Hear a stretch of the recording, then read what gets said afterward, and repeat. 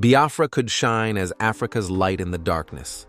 The explosive viral spread of Mike Arnold's best-selling book, EPICENTER: Nigeria, Radical Islam, and the War for Global Order, has sparked fresh momentum in conversations about Biafran self-determination, presenting an independent Biafra as a realistic, abundantly endowed nation ready to emerge as a guiding light for the African continent.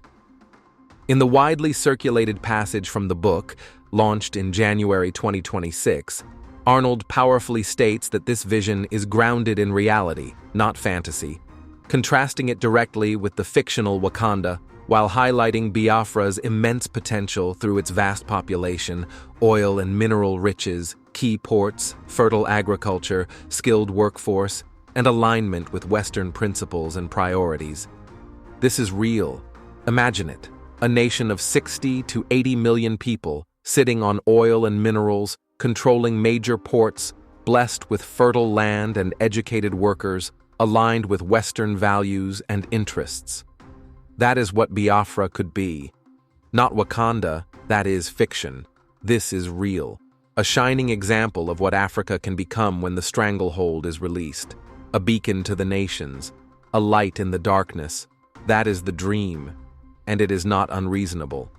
The quote, posted by Arnold and intensified by pro-Biafra accounts like Fred Biafra, contrasts the fictional vibranium-powered utopia of Marvel's Wakanda with what he portrays as the untapped potential of the Biafran region, primarily southeastern Nigeria, home to the Igbo people and others. Arnold emphasizes Biafra's oil reserves, mineral wealth, strategic ports, agricultural fertility, and educated population as foundations for prosperity if freed from Nigeria's federal structure.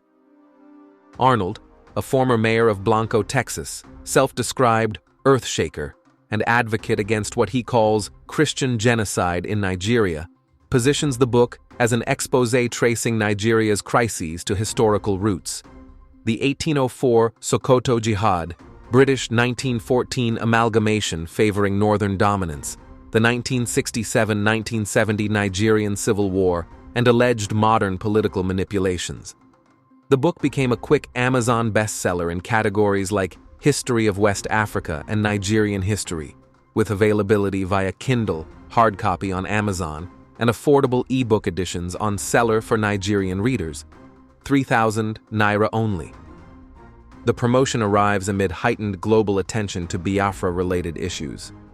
In mid-February 2026, Israel's Knesset held a notable parliamentary debate, February 18th, on the humanitarian situation in the Biafran region. MK Yaakov Margi, Shas Party, drew parallels between Igbo suffering and the Jewish Holocaust, citing estimates of millions affected since the 1967 war, and urged Israel to advocate internationally. Advocacy figures, including some linked to lobbying efforts, have highlighted this as a breakthrough in raising awareness. Arnold's narrative supports Biafran aspirations by portraying separation as a path to stability and development, while criticizing Nigeria's central government for corruption, resource mismanagement, and failure to address insecurity. He has made multiple trips to Nigeria, over 16 reported, built schools and IDP camps, and delivered public indictments of alleged genocide. Critics, including some Nigerian analysts and government-aligned voices, have dismissed Arnold's claims as exaggerated. Others argue his focus risks oversimplifying Nigeria's multifaceted conflicts involving jihadist groups, banditry, and inter-ethnic tensions. The book's Wakanda contrast resonates in pro-Biafra circles, countering narratives that dismiss African self-determination as unrealistic.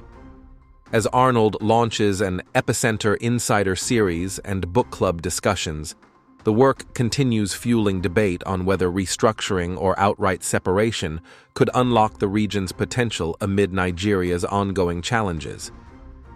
This moment reflects growing international scrutiny of Nigeria's internal dynamics and the enduring appeal of Biafran advocacy in 2026.